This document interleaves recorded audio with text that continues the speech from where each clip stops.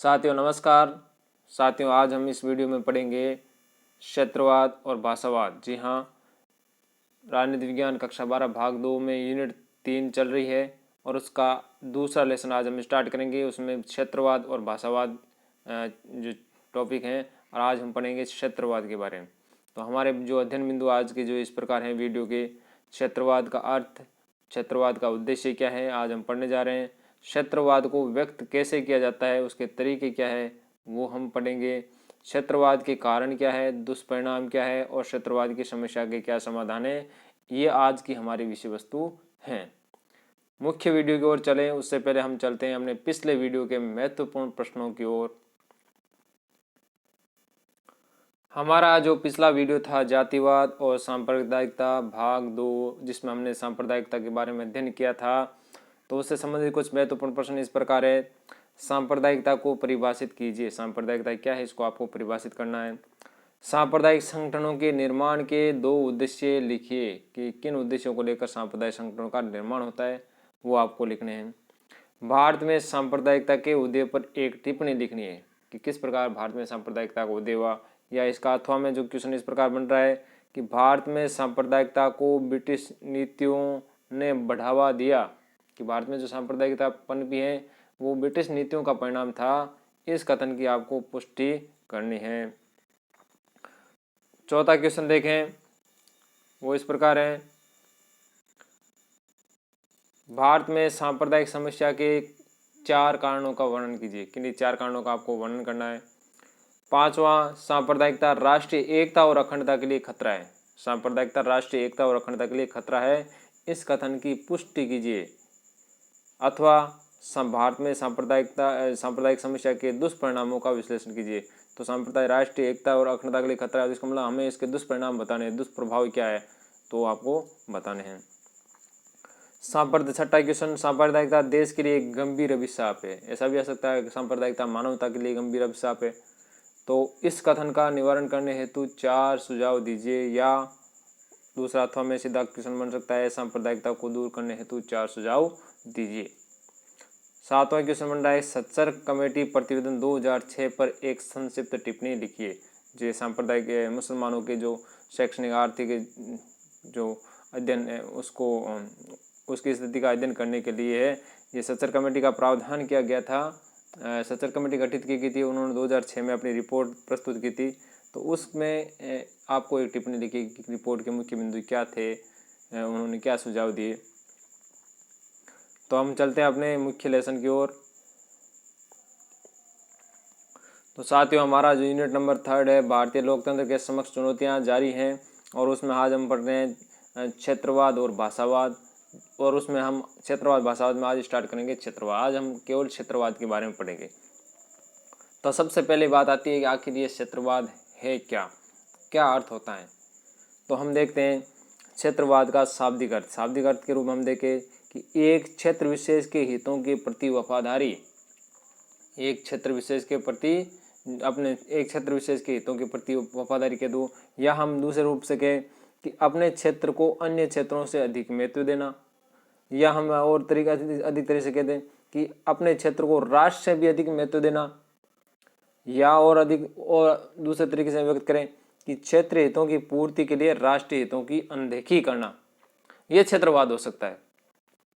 तो क्षेत्रवाद सीधी सी बात, क्षेत्रवाद क्षेत्र को बढ़ावा देने वाला वाद विवाद, क्षेत्र को बढ़ावा देने वाली बात।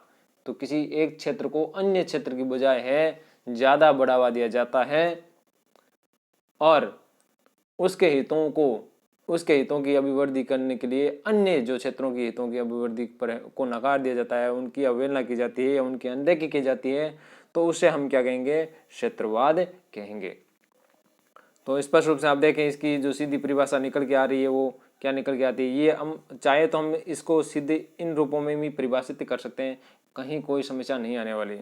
अब हम इसकी एग्जैक्ट परिभाषा देखें तो क्षेत्रवाद एक ऐसी विचारधारा है, एक विचारधारा है, कोई मूर्त रूप नहीं है परंतु एक विचारधारा है जो किसी ऐसे क्षेत्र से संबंधित होती हैं जो अपने आप को धार्मिक, आर्थिक, सामाजिक या सांस्कृतिक कारणों से अपने पृथक अस्तित्व के लिए जागृत हैं।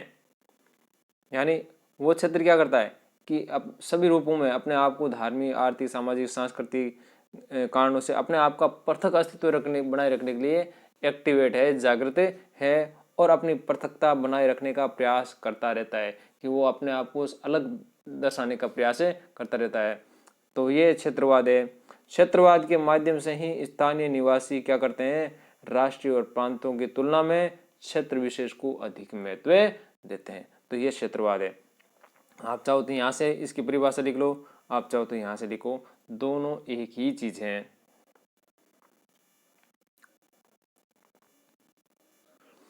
अगला हमारा जो शॉर्ट बिंदु बन रहा है वो है कि आखिर इस क्षेत्रवाद का उद्देश्य क्या है, यह क्षेत्रवाद पैदा क्यों होता है।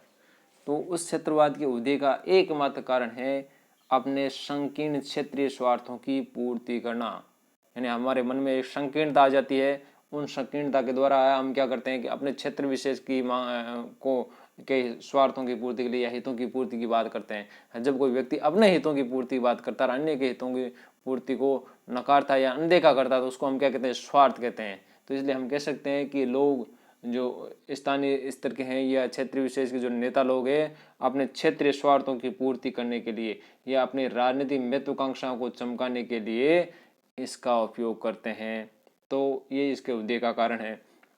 अब हम देखते हैं भारत में जो क्षेत्रवाद को व्यक्त करने के तरीके क्या है, कि किस प्रकार हम क्षेत्रवाद को व्यक्त कर सकते हैं कि हमें पता चले कि ये क्षेत्रवाद है।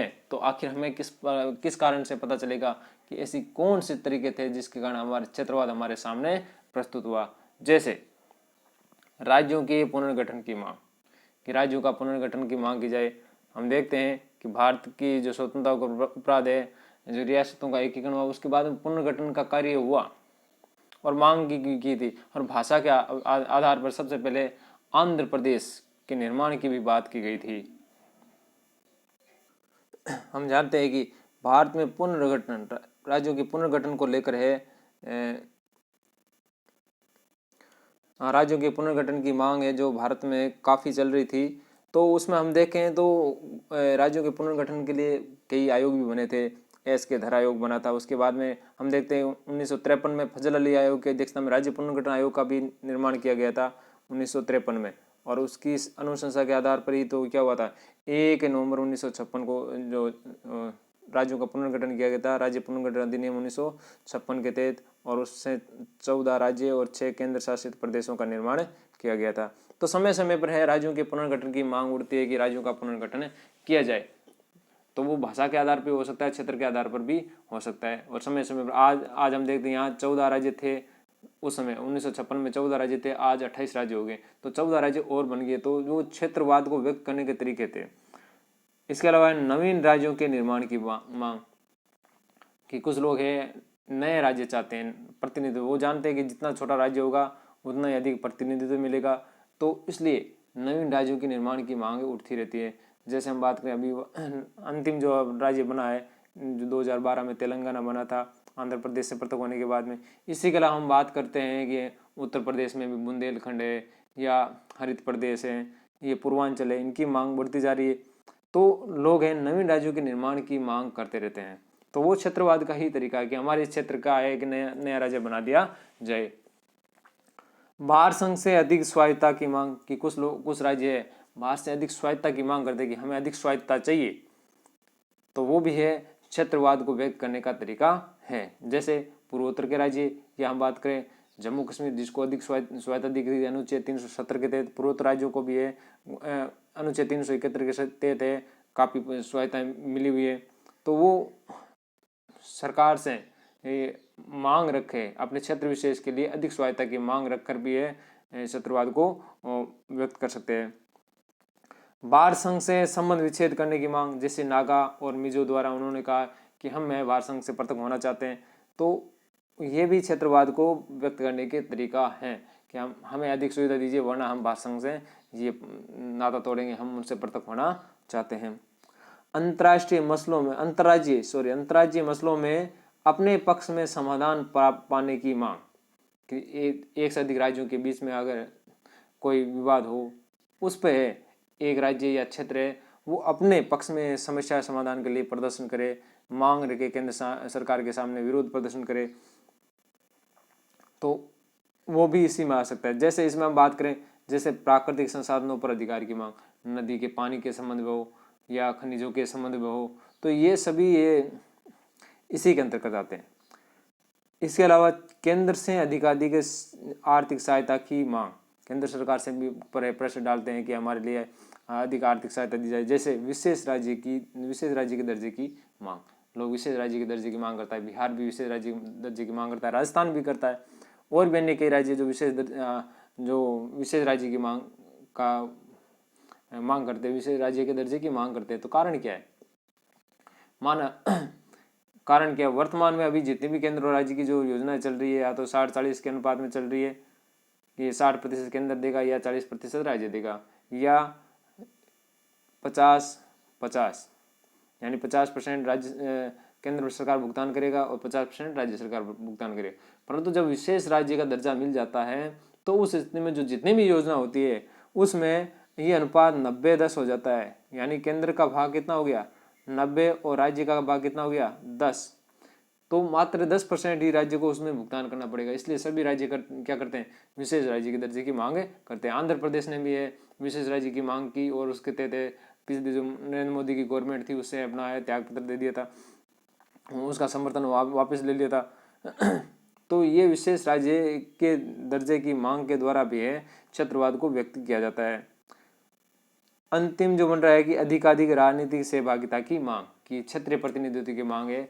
वो करते रहते हैं कि हमारे यहाँ से MLA MP है वगैरह, इनकी सीटें हैं वो बढ़ाई जाए, या स्थानीय जो प्रतिनिधि है उनकी सीटें बढ़ाई जाती है। जैसे अभी वर्तमान में चल रहा है ग्राम पंचायतों का पुनर्गठन, तो ये राजनीतिक सहभागिता की मांग के आधार पर किया गया है कि जो गाँव बड़ा हो गया तो उसमें, या एक ग्राम पंचायत में ज़्यादा गाँव है और उसकी जनसंख्या बढ़ गई, तो वो कहते हैं नहीं साहब हमारी इसमें ज़्यादा जनसंख्या हो गई है तो हमारा राजनीतिक प्रतिनिधित्व है वो कम हो रहा है, इसलिए क्या करेंगे आप इनका विभाजन कर दीजिए जनसंख्या अनुपात में, एक ग्राम पंचायत या 2 ग्राम पंचायत बना दीजिए, जिससे हमें क्या होगा? ज़्यादा प्रतिनिधित्व मिलेगा। तो राजनीतिक सहभागिता की मांग के आधार पर भी क्षेत्रवाद को व्यक्त किया जाता है। क्षेत्रवाद के कारण, भारत में क्षेत्रवाद के कारण तो क्या कारण हो सकते हैं जिसके कारण क्षेत्रवाद पनपता है? जैसे प्रकृति प्रदत्त भिन्नताएं, असमानताएं, यानी प्रकृति से ही कोई क्षेत्र भिन्न हो या वहाँ पर असमानता हो। जैसे इसको हम कह सकते हैं भौगोलिक भिन्नताएं। जैसे राजस्थान में अधिकांश आधा भाग है वो मरुस्थल है, 60% भाग राजस्थान का मरुस्थल है, जहाँ पर प्राकृतिक संसाधन है कम मात्रा में। तो इसका मतलब ये थोड़ी हुआ कि ये क्षेत्र कह देगा इस क्षेत्र का पूर्ण रूप से विकास हो ही नहीं, यहाँ पर कोई विकास कार्य लागू किया ही नहीं जाए। या हम बात करें जो कुछ क्षेत्र आ जाते हैं, जैसे पहाड़ी राज्य आगे, हिमाचल प्रदेश है, जम्मू कश्मीर है, या पूर्वोत्तर के राज्य हैं पहाड़ी राज्य हैं। या हम बात करें बिहार है, ये उत्तर प्रदेश का, पश्चिम बंगाल का क्षेत्र है, या आसाम का क्षेत्र है, वहाँ नदियों की बाढ़ ज़्यादा आती है। तो नदियों से बाढ़ आती है तो वो भी प्रकृति पर भिन्नता हो गई। तो वहाँ सारी चीज़ें हैं, ज़मीन उपजाऊ है, पानी की मात्रा भी खूब है, परंतु हर साल बाढ़ आ जाती है, तो उसके कारण भी वहाँ के सारे संसाधन वो खत्म हो जाते हैं। इसलिए वो अधिक डिमांड करते, राज्य सरकार से अधिक डिमांड करते हैं कि हमें विशेष सहायता दी जाए। तो प्रकृति का प्रदत्त भिन्नताओं के कारण भी है क्षेत्रवाद की बात उठती है, अपने क्षेत्र विशेष के हितों की मांग उठती है। जैसे हम मरुस्थल की बात करें, राजस्थान में मरुस्थल है, तो यहाँ के जो लोग कहें कि साहब हमारे पास में प्राकृतिक संसाधन है कम है, इसलिए हमारे क्षेत्र के विकास के लिए अच्छी योजना चलाइए, अन्य विशेष योजनाएं चलाइए। दूसरा, प्रशासनिक भेदभाव। अगर किसी क्षेत्र विशेष का प्रशासन ढीला है और किसी अन्य क्षेत्र विशेष का प्रशासन अच्छा है, तो उस प्रशासनिक आधार पर भी दोनों क्षेत्रों में भेदभाव हो सकता है, और उस भेदभाव के आधार पर भी लोग अच्छे प्रशासन की मांग के लिए क्षेत्रवाद की भावना को प्रबल कर सकते हैं। मान लो कि एक राज्य का क्षेत्र प्रशासन है अच्छा है, तो वो क्या करेंगे, ऐसा ही प्रशासन प्राप्त करने के लिए वहाँ के लोग दूसरे क्षेत्र के लोग वो मांग करेंगे कि हमारा प्रशासन भी ऐसा होना चाहिए। तो वहाँ पर क्षेत्रवाद की भावना उत्पन्न होती है। असंतुलित विकास, क्षेत्रवाद का सबसे बड़ा कारण है ये असंतुलित विकास, यानी एक क्षेत्र का विकास ज़्यादा हो गया है, दूसरे क्षेत्रों का विकास कम हो, तो उसको हम असंतुलित विकास कहते हैं। जैसे हम बात करें शहरी क्षेत्र, जितने भी शहरी क्षेत्र है वो सारे सुख सुविधाओं से संपन्न है, सभी तरह की टेक्नोलॉजी है, सभी तरह की सुख सुविधाएं हैं, परंतु गाँवों का आज भी वो विकास नहीं हो पाया। यहाँ तक कि संचार की सुविधाएं भी नहीं है, मोबाइल का सिग्नल भी नहीं है। हम बात करें शहर में अगर रहते हैं तो कहीं भी अंडरग्राउंड में भी चले जाए ना तो वहाँ पर भी सिग्नल है, फुल पकड़ता है। परंतु गाँवों की अगर हालत हम देखें तो अगर घर में घुस गए तो भी सिग्नल नहीं पकड़ पाता है, हमें छत पर जाना पड़ता है। तो ये असंतुलित विकास है। एक संचार के क्षेत्र में एक उदाहरण दिया हमने, तो ऐसा असंतुलित विकास सब जगह पाया जाता है। उसी के कारण है ये क्षेत्रवाद की भावना पैदा होती है। वो क्षेत्र के लोग कहते हैं कि हमारा विकास किया जाए, वो विकास के लिए अधिक से अधिक मांगे रखेंगे, अपने हित विशेष की मांगे अधिक रखेंगे, जिसके कारण क्षेत्रवाद उत्पन्न होता है। ऐतिहासिक और राजनीतिक कारण, कुछ लोग अपने आप को कुछ राज्य अपने आप को ऐतिहासिक कारणों से पृथक बताते कि हमें इतिहास में हमारे पास में रियासतें थी, हम रियासतों के मालिक थे, हमें अलग राज्य का दर्जा दिया जाए। जैसे राजस्थान में हम बात करें तो लगभग 19 रियासतें थी, तो उन 19 रियासतों में या तो सभी को जिला मुख्यालय का दर्जा दे दिया, और जो बाकी रह गए हैं जैसे किशनगढ़ है तो वो भी अभी डिमांड कर रहे हैं कि हमारे जो किशनगढ़ को है वो जिला बनाया जाए। तो वो ऐतिहासिक कारणों के आधार पर हम कह सकते हैं कि वो डिमांड करे, क्षेत्र विशेष से वो अपने आप को और अधिक प्रभुत्व, अपना प्रतिनिधित्व प्राप्त करने की मांग कर रहा है। राजनीतिक कारण भी हो सकते हैं, किसी क्षेत्र से अगर कोई अच्छा राजनेता निकल जाता है तो उस क्षेत्र का विकास ज़्यादा हो जाता है। बाकी अन्य क्षेत्र में अगर कोई जो राजनेता है वो अगर ढीले लचीले प्रकार के हैं तो वहाँ का विकास कम होता है। इसके अलावा हम देखें सांस्कृतिक भिन्नताएं, अलग अलग क्षेत्रों की अलग अलग तरह की सांस्कृतिक भिन्नताएं जो उन्हें अलग प्रकार से अलग रखने का प्रयास करती है। तो वो सांस्कृतिक भिन्नता भी सभी को है पृथक दिखाने का प्रयास करती है। भाषाई विविधता, तो सभी क्षेत्रों की अलग अलग भाषा होती है। हम देखते हैं कि एक कहावत है कि 10 कोस में ही भाषा बदल जाती है, 10 कोस में ही भाषा बदल जाती है। तो भारत में बहुत सारी भाषाएं, लगभग 2500 के आसपास भाषा और बोलियां हैं, बोली जाती है। तो इसके आधार पर हम कह सकते हैं कि ये भाषावाद है, भाषाई विविधता है, वो राज्य के पृथक्करण की या क्षेत्रवाद की मांग को है उसने काफ़ी प्रबल दिया था। और हम देखते हैं कि भाषा के आधार पर राज्यों के पुनर्गठन की मांग है वो सबसे ज़्यादा हुई, यानी क्षेत्रवाद भाषावाद से ही निकला हुआ है। सबसे पहले 1953 में है भाषा के आधार पर राज्य पुनर्गठन की मांग की गई थी आंध्र प्रदेश में। उसके बाद में फिर ये मांग जोर पकड़ती गई, बॉम्बे राज्य का विभाजन हुआ, गुजरात और मराठा में गुजराती और मराठी क्षेत्र अलग हो गए, पंजाब का विभाजन हुआ, हिंदी और पंजाबी क्षेत्र पंजाब, हिंदी क्षेत्र हरियाणा अलग हो गया, फिर हिमाचल प्रदेश भी उस पंजाब से हिंदी क्षेत्र था वो भी अलग हो गया। तो ऐसे भाषा के आधार पर बहुत सारे राज्यों का निर्माण हुआ है। तो ये वो क्षेत्रवाद को भी बढ़ावा देता है भाषाई विविधता।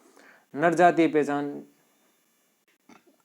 पहचान यानी एक विशेष नस्ल की जाति है वो आंदोलन करते हैं अपने विशेष हितों की रक्षा के लिए, जैसे बोडोलैंड और झारखंड के आंदोलन। बोडोलैंड असम है और झारखंड के जो आंदोलन है कार्य है जो आंदोलन कर रहे हैं तो वो नरजातीय प्रकार के हैं, वो एक विशेष नस्ल के लोग हैं जो अपने हितों के लिए, अपने क्षेत्र के हितों के लिए मांग करें। तो ये कारण भी है। धार्मिक पहचान, कुछ लोग हैं वो अपनी धार्मिक पहचान के अलावा कारण है अपने आप को, अपने क्षेत्र को अलग प्रदर्शित करना चाहते हैं। जैसे हम बात करें पंजाब में पृथक खालिस्तान की मांग की गई थी, तो वो एक धर्म के आधार पर थी कि वहाँ सिखों का है एक अलग राज्य या अलग देश बन जाना चाहिए खालिस्तान। तो ये एक क्षेत्रवाद का मुद्दा था, क्षेत्रवाद का कारण था। 1980 के दशक में ये काफ़ी चला था और फिर उसका दमन कर दिया गया था इंदिरा गांधी की सरकार द्वारा। स्थानीय और क्षेत्रीय राजनेताओं की स्वार्थपरक राजनीति, स्थानीय और क्षेत्रीय जो राजनेता है उनकी जो स्वार्थपरक नीति है वो भी क्षेत्रवाद को बढ़ावा देते हैं कि अपनी राजनीति को चमकाने के लिए ये लोग क्या करते हैं, अपने क्षेत्र की जो अनुचित मांगों का भी है बड़े जोर शोर से उसका प्रदर्शन करते हैं, उसकी डिमांड रखते हैं और उससे क्षेत्रवाद की भावना पैदा होती है। तो ये क्षेत्रवाद के कारण हैं। अब हम देखते हैं क्षेत्रवाद के दुष्परिणाम। तो क्षेत्रवाद के दुष्परिणाम हम देखें तो देश की एकता और अखंडता को इससे चुनौती मिलती है। देश की एकता और अखंडता के लिए खतरा भी है, चाहे वो बात करें पंजाब का खालिस्तान का बात हो या पूर्वोत्तर के राज्यों जैसे नागालैंड हो या मिजो हो उनकी बात है, या हम बात करें जम्मू कश्मीर के जो अलगाववादी आंदोलनकारी है। तो वो सभी है देश की एकता और अखंडता के लिए चुनौती है। नए राज्यों के निर्माण की मांग, कि बार बार लोग हैं राज्य पुनर्गठन आयोग की मांग करते हैं, नए राज्यों के निर्माण की मांग करते हैं, उसके आधार पर केंद्र सरकार पर प्रेशर डालते हैं, तो उनसे भी क्या होता है, नए नए छोटे छोटे राज्यों का निर्माण उसकी मांग बढ़ती जाती है, जिससे है कि जो बना बनाया राज्य है, जमा जमाया राज्य है, फिर उसके संसाधनों का विभाजन होगा, फिर नई समस्या आएगी कि ये राजधानी मेरी है, वो राजधानी आपकी होगी। जैसे हम बात करें अभी आंध्र प्रदेश का विभाजन हुआ, आंध्र प्रदेश और तेलंगाना में, तो राजधानी को लेकर भी ये काफ़ी गेम चली। आंध्र प्रदेश की जो राजधानी थी, मूल राजधानी हैदराबाद, वो उसको तेलंगाना की राजधानी बना दिया गया। अब आंध्र प्रदेश की राजधानी कहाँ आएगी, अमरावती। तो जो जमाए जब प्रशासन था, अब उसका क्या होगा, पूर्ण रूप से पृथक्करण होगा, सारे संसाधन पृथक होंगे, तो उसे काफ़ी ज़्यादा हद तक है अव्यवस्था पनपेगी। क्षेत्रीय राजनीति को बढ़ावा देना, कि क्षेत्रवाद की पृथकता के कारण है लोकल स्तर के जो नेता हैं उनका महत्व बढ़ जाता है, वो अपने अपने क्षेत्र में अपनी अपनी राजनीति चमकाने का काम करने लगते हैं, और फिर उनसे प्रभावित होकर अन्य क्षेत्रों के लोग भी वैसा ही करते हैं। इसलिए इससे क्या हुआ, क्षेत्रीय राजनीति को बढ़ावा मिलता है, राष्ट्रीय जो राजनीति है उसका हनन होता है, उसका पतन होता है। विभिन्न क्षेत्रों के बीच संघर्ष और तनाव होना, कि एक क्षेत्र के लोग अपनी विशेष मांग के लिए प्रदर्शन करते हैं और उस विशेष मांग की मांग करते हैं, तो उससे प्रभावित होकर अन्य लोग भी क्या करेंगे, वैसी डिमांड करेंगे कि भाई वही क्षेत्र है, सारी सुविधाएं, वो बार बार ये क्षेत्र मांग करता रहता है, हम भी क्यों नहीं करें। हम फिर वो एक क्षेत्र करेगा तो दूसरा करेगा, तीसरा करेगा, चौथा करेगा, तो ऐसे सभी क्षेत्र अपने आप को फिर प्रतिस्पर्धी समझने लगेंगे, उनमें प्रतिस्पर्धा होने लगेगी और उसे आपस में संघर्ष की स्थिति उत्पन्न होगी, तनाव उत्पन्न होगा। राष्ट्रीय कानूनों और आदेशों को चुनौती, क्षेत्रवाद के माध्यम से राष्ट्रीय कानूनों और आदेशों को चुनौती दी जाती है, ये इसका दुष्परिणाम है। अंतर्राष्ट्रीय राजनीति में देश की साख खराब होना, कि बार बार अगर क्षेत्र की मांग को लेकर विरोध प्रदर्शन, दंगे वगैरह, झगड़े, संघर्ष, तनाव की स्थिति रहती है, उससे देश की अंतर्राष्ट्रीय स्तर पर है साख खराब होती है। कि अगर हम अंतर्राष्ट्रीय स्तर पर जाकर हम कहें कि हमारा देश इतना महान है, परंतु अगर अंतर्राष्ट्रीय क्षेत्र में ये हमारे न्यूज़पेपर की अगर बातें वहाँ जाएँ, मीडिया चैनल की बातें वहाँ जाएँ और कि भारत में तो क्षेत्रवाद के लिए हमेशा लड़ाई झगड़ा रहता है, तो वो कहेंगे आप अंतर्राष्ट्रीय स्तर पर क्या भूमिका निभाएंगे, आप अपने क्षेत्र में ही भूमिका नहीं निभा पा रहे हैं, आप अपने घर को देखिए, आप अपने घर की स्थिति नहीं संभाल पा रहे हैं, तो अंतर्राष्ट्रीय स्तर पर क्या संभालेंगे। तो वही बात है, जब कोई पंचायती ग्राम स्तर पर पंचायतीकरण में जाता है, अगर वो वहाँ पर अगर कहता है कि अगर आप अपने घर को नहीं संभाल पाते हैं तो गांव की पंचायती कैसे संभालोगे। तो इसलिए अगर हमारे देश में अगर ये क्षेत्रीय आधार पर हमें लड़ाई लड़ेंगे तो हम अंतर्राष्ट्रीय स्तर की समस्याओं का समाधान कैसे करेंगे, वहाँ हमारे देश की छवि है वो स्वस्थ नहीं रहने वाली। इसके अलावा अंतिम जो बिंदु बन रहा है कि भूमिपुत्र की अवधारणा का विकास, कि एक नई पॉलिसी है, नवीन तो हमने कहा 1960 के दशक की है ये भूमिपुत्र की अवधारणा, तो उसका विकास हुआ। अब हम देखते हैं आखिर ये भूमिपुत्र की अवधारणा आखिर है क्या। तो भूमिपुत्र की अवधारणा है उस राज्य के उस भाषाई विशेष समूह के, यानी एक भाषाई विशेष समूह है और राज्य विशेष से संबंधित है। जैसे महाराष्ट्र में मराठा लोगों की है, गुजरात में गुजराती लोगों की है, पंजाब में पंजाबी भाषी लोगों की है। तो एक राज्य के उस भाषाई विशेष समूह की है जो उस राज्य के मूल निवासी है, यानी उस राज्य के जो मूल निवासी है उन्हीं की यह उदाहरण है। और उनका मानना क्या है, उनका मानना है कि उस राज्य की भूमि है, उस राज्य की जो जमीन है, उस राज्य के जो संसाधन है वो उनके हैं। उस राज्य की भूमि, संसाधन, उस राज्य की नौकरियां वो क्या है, उनके लिए है। अतः अन्य राज्यों से आए, चाहे वो मजदूर हो या उद्योगपति हो या व्यवसायी हो आदि को बाहरी घोषित किया जाए। जैसे वर्तमान में भूमिपुत्र की अवधारणा महाराष्ट्र में चल रही है, आसाम में चल रही है, तो वहां पर ये क्या कहते हैं लोग कहते हैं कि महाराष्ट्र किसके लिए, मराठियों के लिए है। बाहर के लोगों का यहाँ क्या काम, बाहर के लोग चाहे बिहार से आए हो, बंगाल से आए हो, उन सभी को है कई बार वहाँ के जो राजनीतिक दल है, चाहे मन से हो या शिवसेना हो या अन्य कोई भी हो, तो उनके जो कार्यकर्ता है उनको बाहर ही घोषित करने का प्रयत्न करते हैं। कई बार लड़ाई दंगा करके उनको मारपीट के ट्रेनों में बैठा कर रवाना भी कर देते हैं। ऐसा भी हमने टीवी चैनल के माध्यम से, अखबारों में ये पढ़ा है। तो ये कहते हैं कि उन लोगों को बाहरी घोषित किया जाए, उस राज्य के जो संसाधनों पर उनका अधिकार है। बाहर से लोग आते हैं और यहाँ के जो ज़मीन पर कब्जा कर लेते हैं, ज़मीन खरीद कर ज़मीन अपनी बना लेते हैं। या फिर हम बात करें कि यहाँ की जो नौकरियों में आवेदन करके नौकरियों पर वो अपना अधिकार जमा लेते हैं, तो उन लोगों को बाहरी घोषित करने की बात करते हैं। तो इसी को हम क्या कहते हैं, भूमिपुत्र की अवधारणा कहते हैं। तो भूमिपुत्र की जो अवधारणा है मुख्य रूप से महाराष्ट्र और असम में प्रचलित रही। तो आपको प्रश्न आ जाए कि भूमिपुत्र की अवधारणा कहाँ प्रचलित रही, महाराष्ट्र और असम में। भूमिपुत्र की अवधारणा से आप क्या समझते हो, तो हम लिखेंगे भूमिपुत्र की अवधारणा एक राज्य की उस भाषाई विशेष समूह की है जो उस राज्य के मूल निवासी है, और उनका मानना है कि उस राज्य की भूमि और संसाधन उनके हैं और बाहर से आए लोग हैं उनको बाहरी घोषित किया जाए, अन्य राज्यों से आए लोगों उनको बाहरी घोषित किया जाए। अब हम देखते हैं क्षेत्रवाद की जो समस्या है उसका हम समाधान कैसे करें। तो क्षेत्रवाद की समस्या के समाधान के लिए क्या प्रयास हो सकते हैं, क्या उपाय हो सकते हैं, उनके बारे में हम चर्चा करें। तो पहला हम देखें संतुलित राष्ट्रीय नीति का निर्माण करना। चाहे केंद्र सरकार हो, राज्य सरकार हो, क्षेत्रवाद नहीं बढ़े इसके लिए उनको एक संतुलित राष्ट्रीय नीति का निर्माण करना पड़ेगा। तो केंद्र सरकार द्वारा सभी राज्यों और क्षेत्रों का विकास करने के लिए एक संतुलित राष्ट्रीय नीति का निर्माण करना चाहिए, जिसमें छोटे और संसाधनों की दृष्टि से अपेक्षाकृत कमजोर जो राज्य हैं या क्षेत्र है उनको विकास में समान प्राथमिकता देनी चाहिए।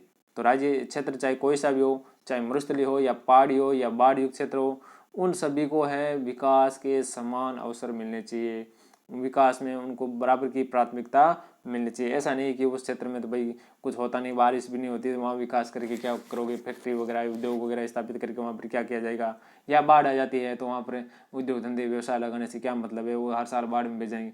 ऐसा नहीं होना चाहिए, सभी को विकास में समान प्राथमिकता देनी चाहिए। उसी से क्या होगा, एक संतुलित राष्ट्रीय नीति बनेगी। और जब संतुलित देश, एक देश के द्वारा एक राष्ट्रीय नीति के देश अगर सभी काम करेंगे तो क्षेत्रवाद की भावना वो नहीं रहेगी, क्योंकि सभी को ये मैसेज जाएगा कि सभी के लिए एक ही नीति है, एक नीति के अनुसार कार्य किया जाएगा, सभी को समान प्राथमिकता, जिससे क्या होगा, सभी राज्यों और क्षेत्रों का एक समान रूप से विकास होगा और अपने क्षेत्र विशेष के हितों को मांग उठाने की आवश्यकता ही नहीं रहेगी। यानी जब सभी का एक समान रूप से विकास होगा तो सभी लोग कहेंगे हम जैसे जैसे समय बढ़ेगा सभी का विकास होता जाएगा, किसी विशेष राज्य या क्षेत्र का तो ज़्यादा विकास हो नहीं रहा, इसलिए वहाँ पर क्षेत्रवाद की बात उठेगी नहीं।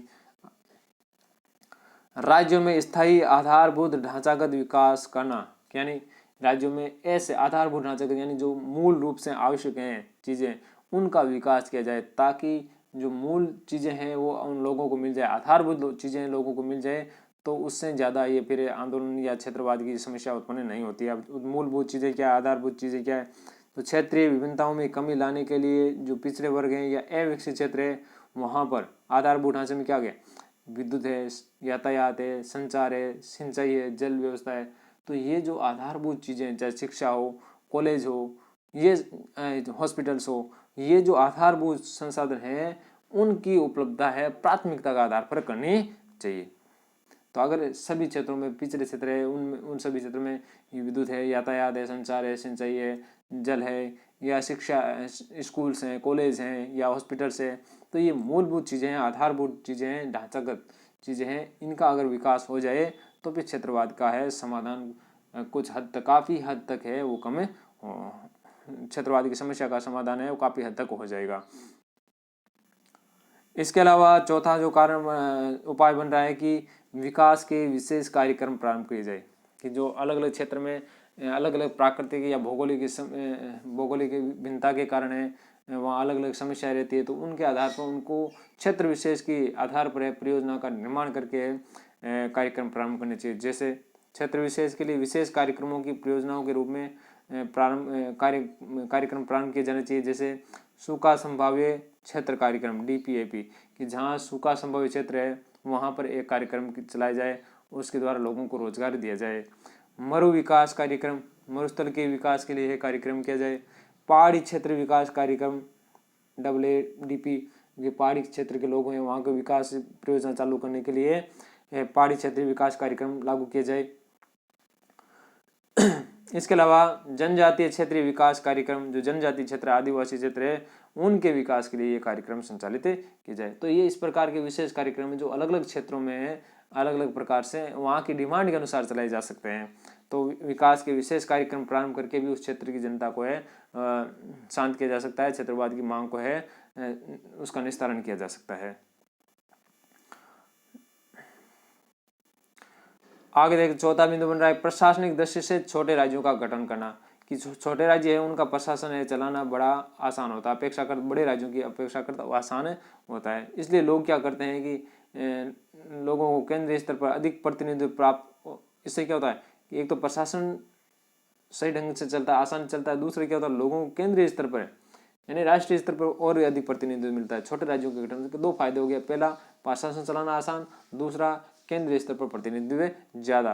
तो इसलिए लोग क्या करते हैं कि कहते हैं छोटे राज्यों का निर्माण किया जाए।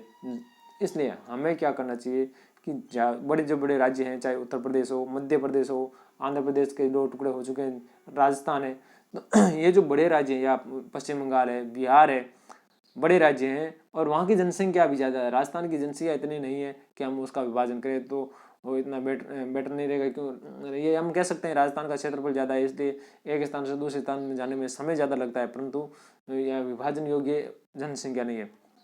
परंतु हम बात करें उत्तर प्रदेश है, बिहार है या पश्चिम बंगाल है, तो वहाँ पर तो इसलिए क्या क्षेत्रवाद को है एक छोटे राज्यों के गठन से प्रशासन चलाना आसान हो जाता है। फिर दूसरा कि केंद्रीय स्तर पर प्रतिनिधित्व भी ज़्यादा मिलता है, इसलिए सभी लोग छोटे राज्य के निर्माण की बात करते हैं। तो जो बड़े राज्य हैं जनसंख्या की दृष्टि से वहाँ पर ये मांग ज़्यादा है। जैसे हम बात करें उत्तर प्रदेश में, तो वहाँ पर बुंदेलखंड के लिए अलग राज्य की मांग चल रही है, पूर्वांचल के लिए अलग मांग चल रही है, हरित प्रदेश के नाम से अलग राज्य की मांग चल रही है, बिहार के विभाजन की बात हो रही है, आसाम में बोडोलैंड नामक अलग राज्य बनाने की बात हो रही है। तो ये प्रशासन दृष्टि से राज्यों का छोटे राज्यों का निर्माण किया जाए, उससे भी क्या होगा क्षेत्रवाद काफ़ी हद तक वो निष्प्रभावी हो जाएगा। आगे हम बात करें सांस्कृतिक एकीकरण को बढ़ावा देना, कि रेडियो, दूरदर्शन, समाचार पत्र पत्रिकाओं और संप्रेषण के अन्य माध्यमों से, रेडियो, दूरदर्शन, समाचार पत्र पत्रिकाएं या संप्रेषण के अन्य माध्यमों से, आज हम बात करें इंटरनेट हो गया, व्हाट्सएप हो गया, सोशल मीडिया हो गया, जितने भी सोशल ऐप्स हो गए, तो उनके माध्यम से विभिन्न राज्यों और क्षेत्रों की संस्कृति को पहचान प्रदान कर उन्हें आपस में जोड़ने का प्रयास किया जाना चाहिए। एक राज्य की संस्कृति को दूसरे राज्य की संस्कृति के साथ जोड़ा जाए और उससे क्या होगा कि हम एक राज्य की संस्कृति को दूसरे राज्य की संस्कृति के साथ जोड़ें और फिर उसमें हम अपने आप को गौरव अनुभूत करें, तो दोनों राज्यों में आपस में ये मिक्सिंग होगी कि हम अपने आप को ये पाएंगे कि ये हमारे देश की संस्कृति है। जैसे अगर हम तमिलनाडु में जाएं, वहाँ के कल्चर को और यहाँ के मंदिर है, यहाँ शैली नृत्य वगैरह उनको देखें और हम ये गौरवान्वित करें कि वास्तव में तमिलनाडु की संस्कृति बहुत ज़बरदस्त है और ये भारत की संस्कृति है, कितनी विविधतापूर्ण संस्कृति है। तमिलनाडु के लोग आप राजस्थान में आए या उत्तर प्रदेश जाए या पूरे राज्यों की तरफ जाए और वहाँ की संस्कृति को वो देखकर गौरवान्वित महसूस करे कि ये हमारे देश की संस्कृति है, कितनी विविधतापूर्ण संस्कृति है। तो अगर ऐसी संस्कृतियों को, एक राज्य की संस्कृति को, सांस्कृतिक कार्यक्रमों को दूसरे राज्यों में दिखाया जाए, चाहे वो दूरदर्शन हो, रेडियो हो, उनके माध्यम से, तो लोग वहाँ की स्थिति, कल्चर है सभी को पहचानेंगे और वहाँ की आवश्यकताओं को भी जानेंगे। तो उस सांस्कृतिक एकीकरण के द्वारा भी है इस क्षेत्रवाद को कम किया जा सकता है, क्योंकि सांस्कृतिक एकीकरण से क्या होगा, एक भावनात्मक लगाव होगा कि ये राज्य भी हमारे देश का पार्ट है, हमारा राज्य हमारे देश का अभिन्न भाग है। तो उससे क्षेत्रवाद है वो नहीं पनपेगा। वो लोग ये नहीं कहेंगे हमारा राजस्थान, हमारा तमिलनाडु, सभी लोग ये कहेंगे हमारा हिंदुस्तान, हमारा भारत।